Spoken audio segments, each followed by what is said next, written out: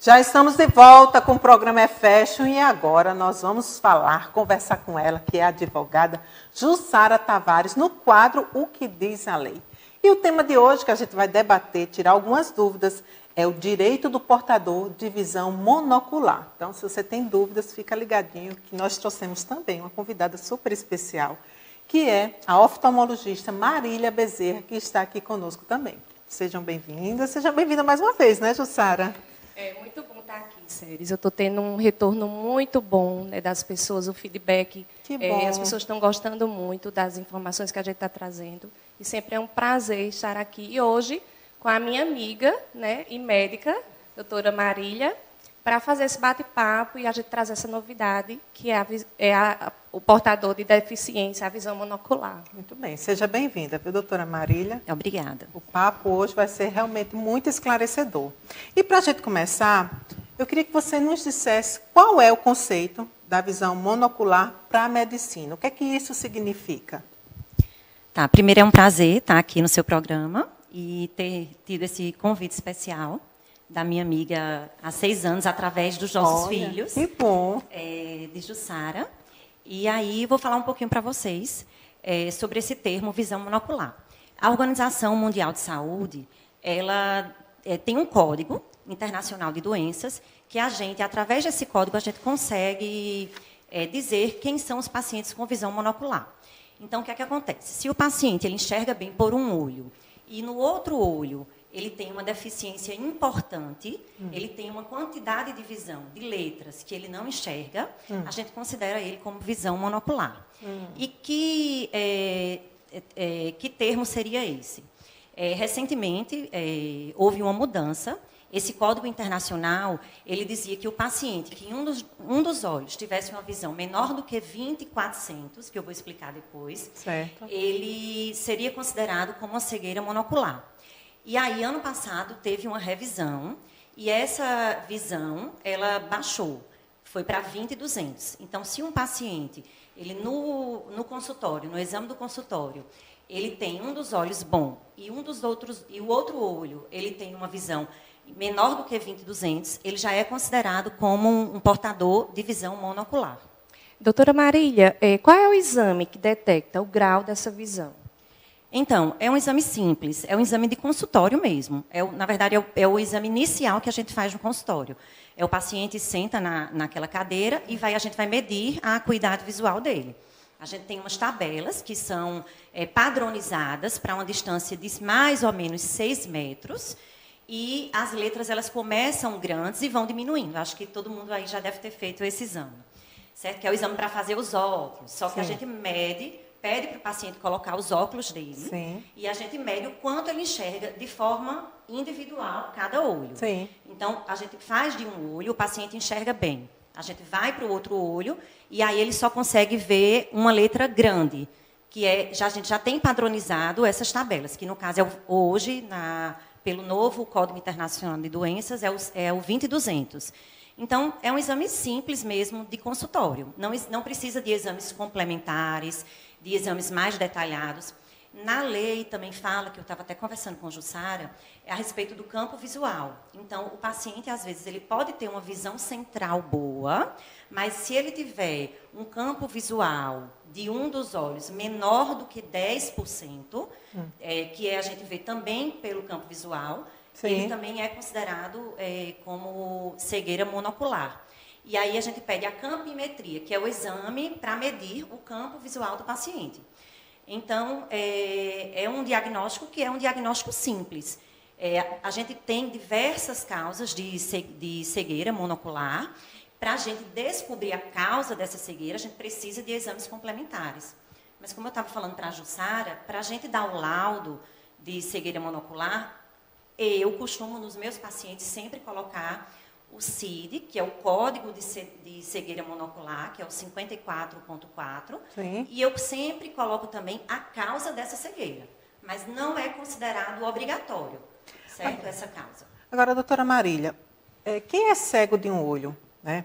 Essa condição é só para quem nasce? É de nascença ou ele pode vir a ser com um acidente, com o passar dos anos? Isso. O paciente ele pode nascer cego por algumas causas congênitas, como, por exemplo, glaucoma congênito, uma catarata congênita, ou alguma tumoração, alguma infecção, uma cicatriz importante no fundo do olho. Por isso é importante, eu sei que não é o tema, mas é importante o teste do olhinho, que a gente faz nos primeiros 30 dias de vida, para detectar essas causas, porque algumas podem ser tratadas, mas também, ao decorrer da vida, tanto infância como vida adulta, o paciente pode adquirir uma cegueira também, um trauma, um glaucoma, uma degeneração na retina. O próprio diabetes também pode causar alterações que, dependendo do nível, a gente não consegue reverter. Então, existem diversas causas.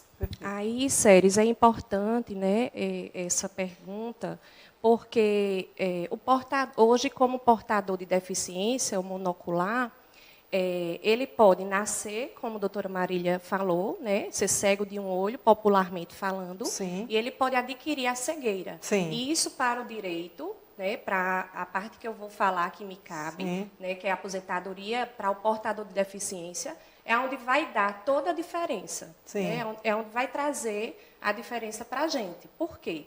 Um exemplo, um concursado que ele já entrou no concurso público por ser portador de deficiência, tudo bem. Mas, como a visão monocular não era considerada, né, deficiência, ele hoje pode entrar no concurso público dentro dessa parte para os deficientes. Né? Então, e aquele concursado, vamos, por exemplo, também, ele está trabalhando, ele não era cego, aconteceu algum acidente ou algumas causas dessas que a doutora Marília falou, e ele perde a visão. Então, o que é que vai acontecer com ele? Já que ele não entrou como deficiente.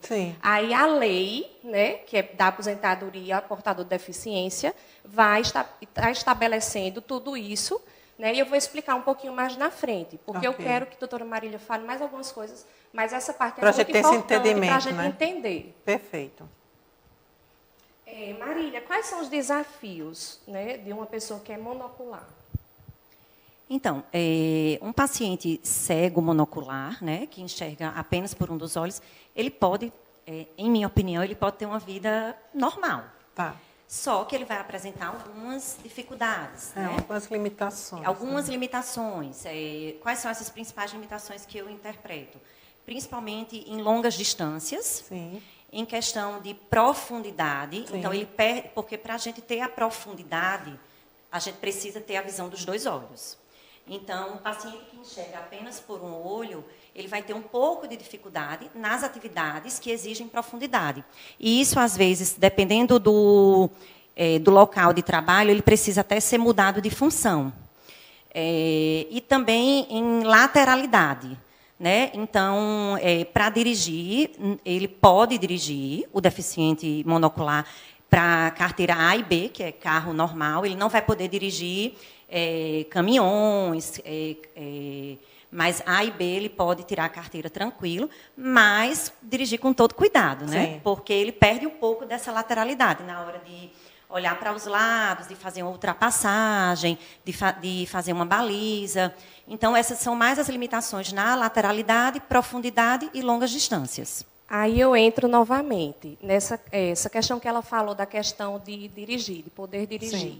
Aí vamos estabelecer o caso de um motorista de ônibus, de caminhão. Né? Ele não está incapaz para trabalhar. Né? Ele é considerado um deficiente, agora pela nova lei. Né? Mas ele não é incapaz para o trabalho, mas ele se enquadra dentro do portador de deficiência, e isso traz para ele uma redução no tempo para ele se aposentar.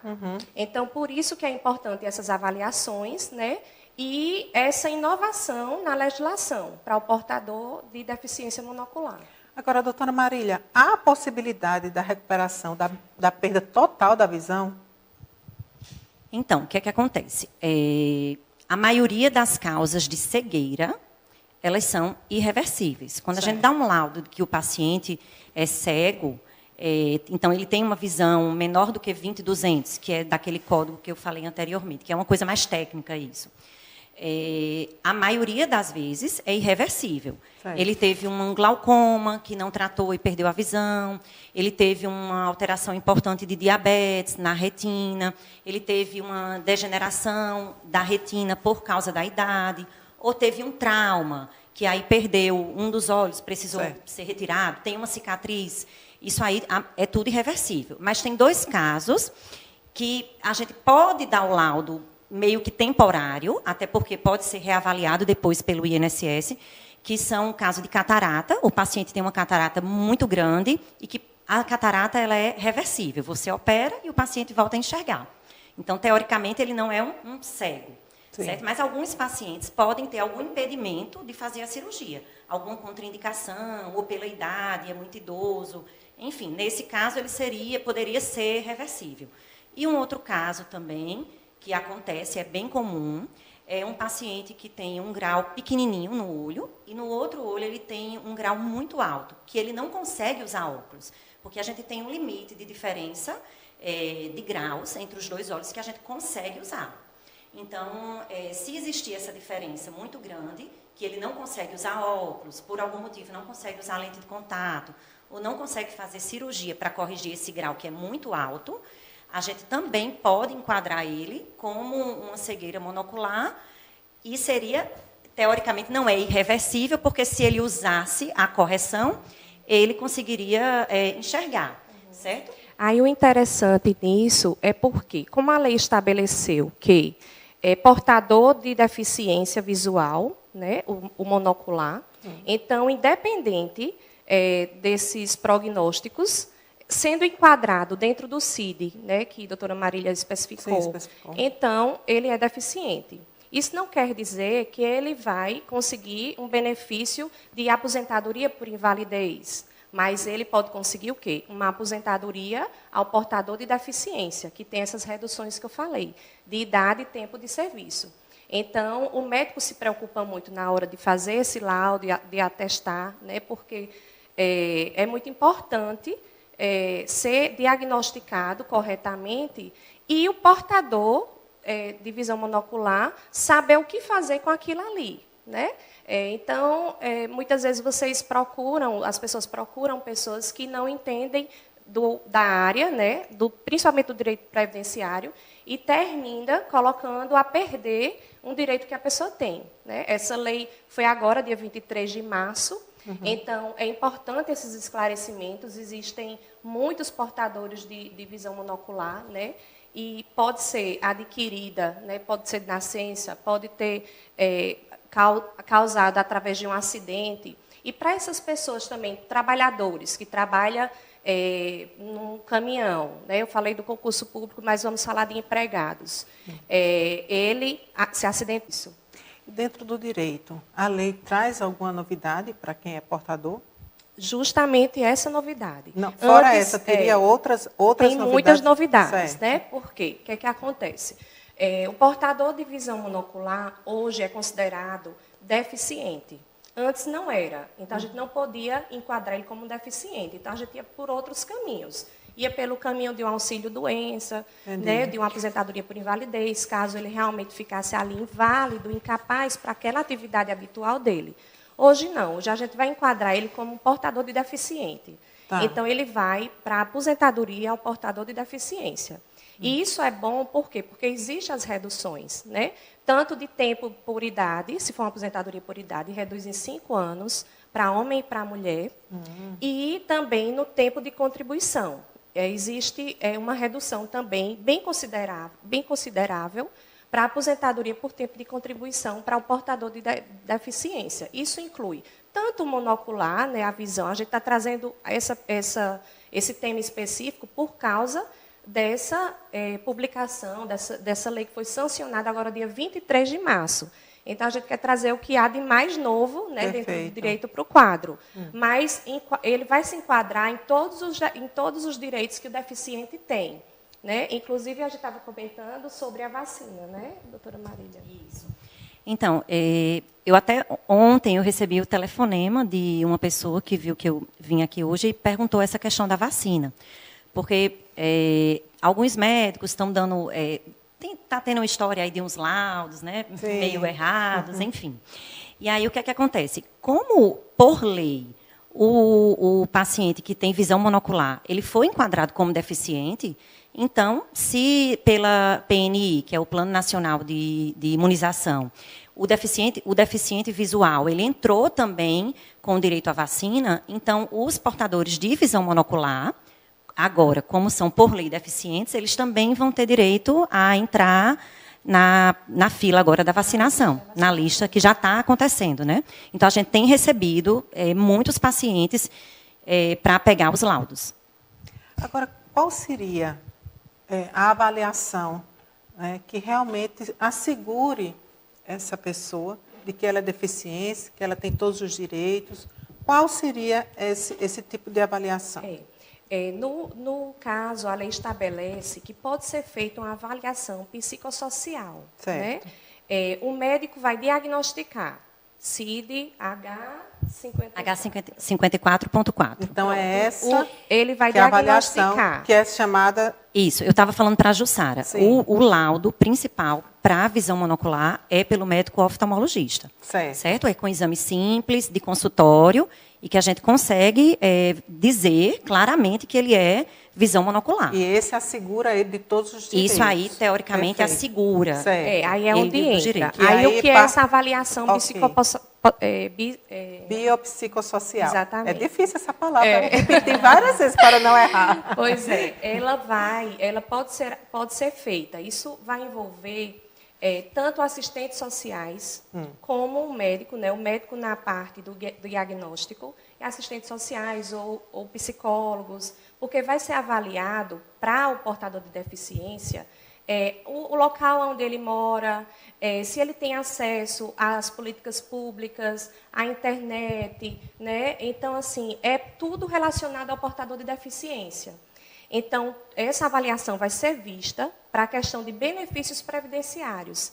Em específico, o benefício assistencial portador de deficiência, também conhecido como LOAS, ou amparo social, que as pessoas falam muito. Então, essa avaliação é dentro da área do direito, do benefício assistencial, né, que envolve essa interdisciplinariedade, né, de funções para poder estabelecer. Aquela pessoa ela é portadora de deficiência e ela vive em um ambiente, em um local que ela não tem acesso, né? Ela é de baixa renda, ela não tem acesso às políticas públicas, como eu falei, à internet, ou a se reenquadrar dentro do mercado de trabalho, ou a se enquadrar no mercado de trabalho por ser deficiente e por ser, né, considerado como uma pessoa de baixa renda. E ela sendo considerada essa pessoa, né, deficiente, né? Quais são os principais direitos? Eu sei que você já elencou vários benefícios aí, mas teria outros específicos que a maioria das pessoas ainda não sabe, Jussara. Pois é. A gente trouxe aqui, né? A aposentadoria ao portador deficiente. Sim. A gente trouxe os benefícios assistenciais, Sim. né, que é para as pessoas de baixa renda. Sim. E também isenções de imposto de renda. Perfeito. Porque várias pessoas portadoras de deficiência têm isenção de imposto de renda. Então, os monoculares vão atrás dos seus direitos para pedir as declarações para tirar aquela incidência do imposto de renda das suas declarações. Mas para garantir e ter esses direitos, faz como, amiga? Vai para onde? Procura um advogado? Procura Jussara. Procura a doutora Jussara. Tem que procurar sempre um advogado de sua confiança. Né? Você procura um advogado de sua confiança, né? Procure se informar, né? Procure, não vá assim nas primeiras informações. Né? E eu sempre digo, é muito bom a gente ter alguém de confiança para a gente procurar. Então, eu estou vindo aqui justamente para dizer isso, né? É muitos direitos, né? Então, e eu vi que tem uma porcentagem enorme, eu não sei, de portadores de visão monocular que eu nem imaginava. Eu não estou recordando aqui a porcentagem que eu li, mas é uma gama muito grande de pessoas portadores, né? E que agora vão ter que ir atrás dos seus direitos. Pois é, e eu estou recebendo algumas mensagens aqui, sei lá, desde hoje. Mas deixa eu fazer uma perguntinha, certo? Só um minutinho aqui. Veja só, qual a diferença entre o benefício assistencial para um portador de cegueira e cegueira de um olho, né, no caso, é o que a gente está falando, e é uma aposentadoria para esta mesma pessoa. Qual é a diferença dos A dois? diferença, muitas pessoas, né, que são de baixa renda, elas chegam para a gente e às vezes dizem que estão recebendo um benefício, que é uma aposentadoria, o que é uma aposentadoria. E às vezes elas não têm a qualidade segurada, ela não é um segurado do INSS. Então ela não vai se enquadrar dentro do direito para uma aposentadoria ao portador deficiência. Ela vai se enquadrar dentro do benefício assistencial ao portador de deficiência. Né? Então, a grande diferença é essa, que a aposentadoria ao portador de deficiência é para aquelas pessoas que trabalham, né, que contribuem para o INSS, são segurados do INSS, e o benefício assistencial são para todas as pessoas comuns, cidadãos, que não contribuem, que não têm condição, que é de baixa renda. Né? Então, tanto aquela pessoa que é o trabalhador, ele está se beneficiando porque está tendo redução no tempo, como também na idade para ele conseguir se aposentar, como a pessoa comum, cidadão, que antes, para o INSS, ele não reconhecia o cego de um olho como deficiente, então ele não se enquadrava dentro da lei do LOAS, né? O LOAS, dentro do benefício assistencial, e agora não. Com o diagnóstico, ele é um portador de deficiência e, pela lei, né, se ele se enquadrar dentro do baixa renda, ele vai ter direito ao benefício assistencial. Tem um prazo para se conseguir esse benefício? Não. Ou ele independe? Não, não tem um prazo. Mas o benefício assistencial, após ser concedido, ele pode ser reavaliado a cada 2 anos. Então, é uma garantia de pelo menos 2 anos, né, que o benefício é concedido para aquela pessoa, o benefício assistencial, e pode ser reavaliado. A aposentadoria ao portador de deficiência, não. Após ele se aposentar, é uma aposentadoria definitiva. Certo. E vamos supor que esse deficiente que tem essa assistência, esse benefício, ele venha a falecer. Passa para a família, para os filhos, esse benefício? O benefício assistencial, não. Por quê? Porque não é benefício previdenciário, ele é um benefício assistencial. Então, eu sempre costumo dizer para as pessoas, o benefício assistencial morre com você, ele não deixa pensão, né, para deixar bem claro para as pessoas que ele não é uma aposentadoria. Sim. A aposentadoria, sim, ao portador de deficiência, quando essa pessoa falecer, ele vai deixar pensão para os seus dependentes, porque ele era um contribuinte, um segurado do INSS. Pessoa que é considerada deficiente, né, monocular, visão monocular, ele, mesmo que ele seja considerado deficiente, ele receba, né, por isso, ele pode trabalhar? Pode trabalhar. É exatamente essa diferença que a gente estava colocando. Ele não é considerado incapaz. Perfeito. Né? Ele é considerado um deficiente visual. Né? Então, para a lei, ele pode trabalhar, ele vai ter umas reduções para a sua aposentadoria. Certo. Para o benefício assistencial, o que é que acontece? Ele vai ser considerado um deficiente, ele vai receber um benefício por conta de várias avaliações que envolvem questão da renda, e se essa pessoa tiver acesso à oportunidade de um emprego, ele poderá trabalhar, mas ele não poderá ficar com o benefício assistencial. Olha só, por que eu reforcei isso? Porque até então, muitas pessoas que eu já conversei sobre o assunto, comentam que quando você é considerada deficiente, você tem direito a um benefício, você não precisa trabalhar mais. E tem pessoas que continuam achando que para aí. Aí deixa de sonhar, deixa de crescer, Exatamente. Deixa de dar uma melhor qualidade de vida para a sua família, porque fica 100% dependente daquela aposentadoria, não é isso, Jussara? Exatamente. E a gente está aqui para dizer isso, né? O deficiente, ele não é incapaz. Ele tem apenas uma deficiência, que ele pode trabalhar, como a gente discutiu aqui, eu achei muito importante essa questão do motorista, né, a questão da profundidade, da visão, como a doutora Marília falou, porque ele pode sim, né, ter certas limitações, mas não incapacitar totalmente para aquela função.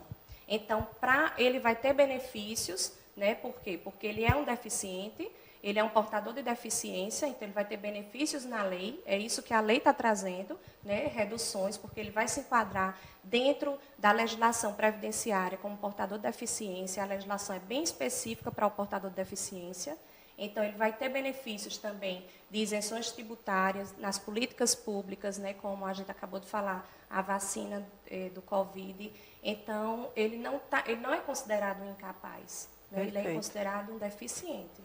Doutora Marília, para quem não tem condições de ter um acompanhamento médico, plano de saúde, ou mesmo condições financeiras, há algum sistema, algum órgão que possa estar acompanhando esse deficiente de forma gratuita? Então, aqui em João Pessoa tem a FUNAD, né? Sim. Que é... Fundação Centro Integrado de Apoio ao Portador de Deficiência. Eu sei disso porque minha mãe mora do lado e a minha vida toda foi decorando aquela frase. FUNAD é incrível, gente, é incrível, incrível. Então, a FUNAD, ela presta esse serviço, né, aos portadores de deficiência, né? Tanto o acompanhamento da deficiência em si, com a inclusão do paciente, como também a parte psicológica, que eu acho que é bem importante, né? É essencial. Que você estava falando, né? Às vezes, depende muito da personalidade de cada um. Para um paciente, às vezes, no caso de cego, monocular, né? Sim. Ele leva a vida normalmente, consegue encarar aquilo, vai ser beneficiado apenas com redução, com a vacinação e outros benefícios, mas, às vezes, a depender da personalidade da pessoa e do momento que a pessoa está dizendo, você falar para o paciente que o paciente não vai mais voltar a enxergar, para mim é uma das coisas que hoje eu já acostumei mais, mas é bem difícil. E às vezes para aquela pessoa isso é uma notícia difícil. Então isso afeta bastante, por isso que tem essas avaliações biopsicossociais, porque eu acho que eles avaliam também essa parte psicológica, porque tem gente que emocional, fica né? com o emocional bastante abalado. Verdade. Né? Mas a FUNAD está aí para prestar essa assistência. Que ótimo. Sério, só para acrescentar um pouco sobre essa avaliação, ela considerará os impedimentos nas funções e nas estruturas do corpo, os fatores socioambientais, psicológicos e pessoais, a limitação no desempenho de atividades e a restrição de participação, que é essa questão de acesso a políticas públicas ou à internet. Muito bem. Menina, só tenho que agradecer. Foi ótimo. Para mim foi uma aula, porque assim a gente precisa, como sociedade, entender para poder ajudar também, para poder orientar quem não sabe e até respeitar também os limites daqueles que têm nessa dificuldade. Muito obrigada, viu? Arrasaram. Obrigada a você. Eu agradeço também o convite, também fico grata.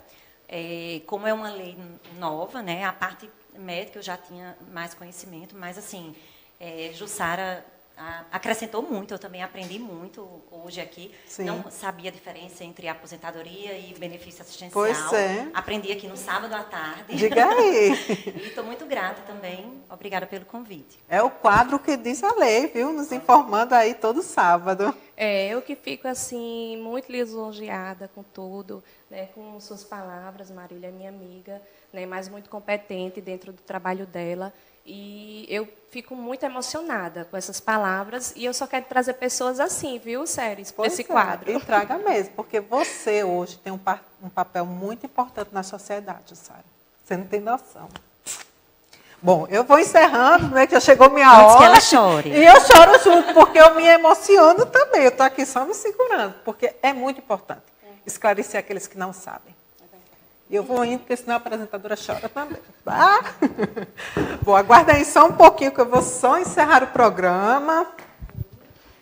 Pessoal, obrigada pelo seu carinho, obrigada por sua audiência. Mandar um beijo super especial para a equipe lá da Tainand Story, para a Sofia, que hoje ela arrasou na minha produção. Teve elogios, viu, Sofia?